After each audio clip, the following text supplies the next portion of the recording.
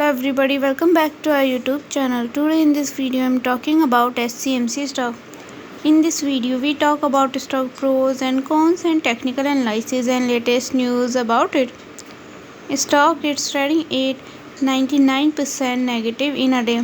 We can easily see stock was volatile for a day. The volume of stock was recent in at all-time high. So the fundamental stock is not better for today. Before buying and selling the stock, please consult your financial advisor. Today's video is done. Thanks for watching. Please subscribe my YouTube channel and like the video. And also comment over related queries.